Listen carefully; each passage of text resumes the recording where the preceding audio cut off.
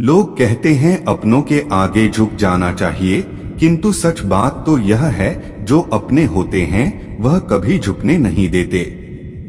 वह दिन मत दिखाना कान्हा कि हमें खुद पर गुरूर हो जाए, रखना अपने दिल में इस तरह की जीवन सफल हो जाए। वह जो सभी इच्छाएं त्याग देता है, मैं और मेरा की लालसा तथा भावना से मुक्त हो जाता है, उसे शांति प्राप्त होती है।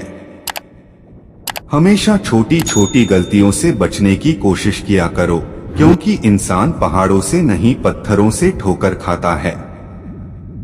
शांति से भी दुखों का अंत हो जाता है और शांत चित्त मनुष्य की बुद्धि शीघ्र ही स्थिर होकर परमात्मा से युक्त हो जाती है।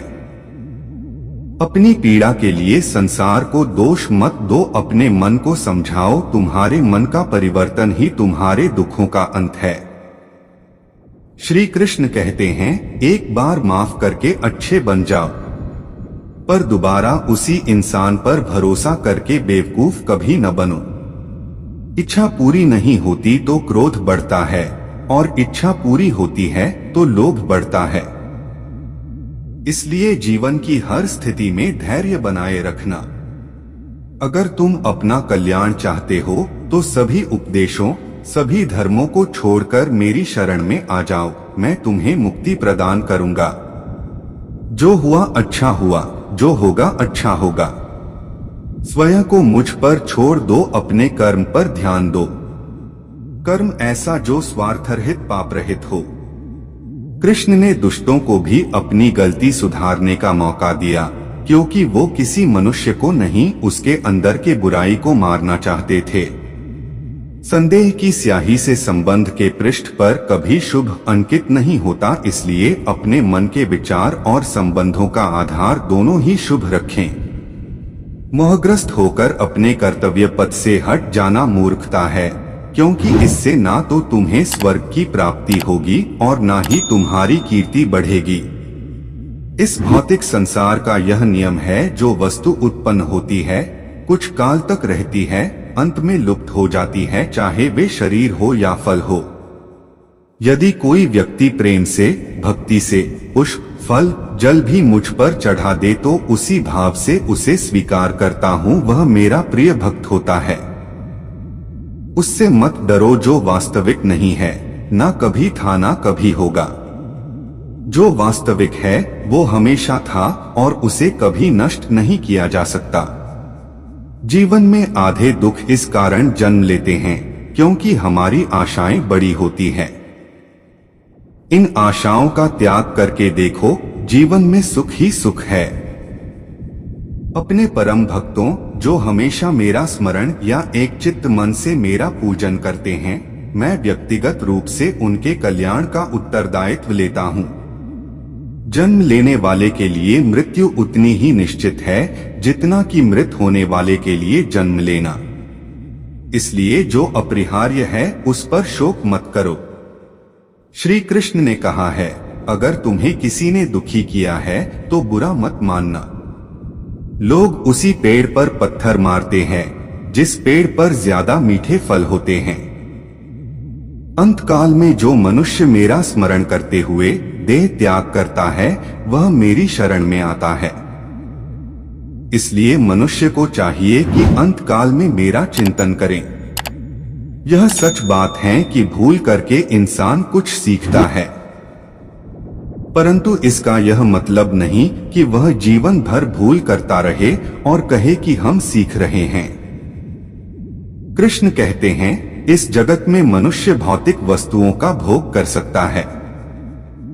अगर वे चाहे तो सब कुछ छीन सकते हैं। मनुष्य कुछ भी नहीं कर सकता।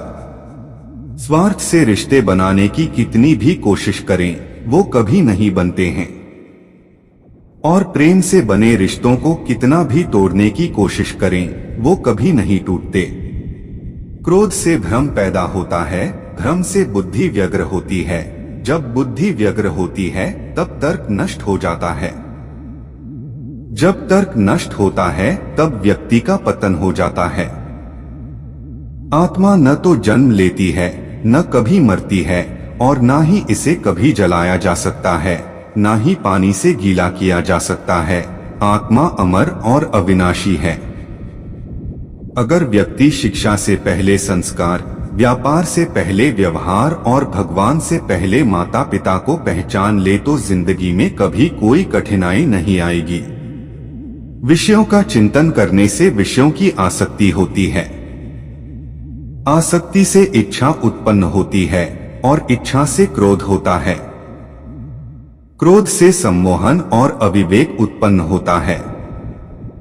कृष्ण कहते हैं, जैसे प्राणी अपने पुराने कपड़ों उतार कर फेंक देता है, नए को धारण करता है, उसी प्रकार यह आत्मा पुराने शरीर से त्याग करके नया शरीर प्राप्त करती है। तुम उसके लिए शोक करते हो जो शोक करने के योग्य नहीं है, और फिर भी ज्ञान की बातें करते हो। बुद्धिमान व्यक्ति ना जीवित और ना ही मृत व्यक्ति के लिए शोक करते हैं। मन की गतिविधियों, होश, श्वास और भावनाओं के माध्यम से भगवान की शक्ति सदा तुम्हारे साथ है और लगातार तुम्हें बस एक साधन की तरह प्रयोग कर सभी कार्य कर रही है। हर किसी के अंदर अपनी ताकत और अपनी कमजोरी होती है। मछली जंगल में नहीं दौड़ सकती और शेर पानी में राजा नहीं बन सकता, इसलिए अहमियत सभी को देनी चाहिए। धर्म युद्ध में कोई भी व्यक्ति निष्पक्ष नहीं रह सकता है। धर्म युद्ध में जो व्यक्ति धर्म के साथ नहीं खड़ा है, इसका मतलब है वह अधर्म का साथ दे रहा है, वह अधर्म के साथ खड़ा है। अगर कोई मनुष्य हमारे साथ बुरा कर रहा है तो उसे करने दो, यह उसका कर्म है और समय उसके कर्म का फल उसे जरूर देगा। लेकिन हमें कभी भी किसी के साथ बुरा नहीं करना चाहिए, क्योंकि यही हमारा धर्म है। तो मित्रों, आपको यह वीडियो कैसा लगा कमेंट में जय श्री कृष्णा जरूर लिखें और हमारे चैनल कलयुग वाणी को अभी सब्सक्राइब कर ले और पास वाले बेल आइकन को ऑन कर ले, जिससे आने वाली वीडियो आपको तुरंत प्राप्त हो जाए। धन्यवाद।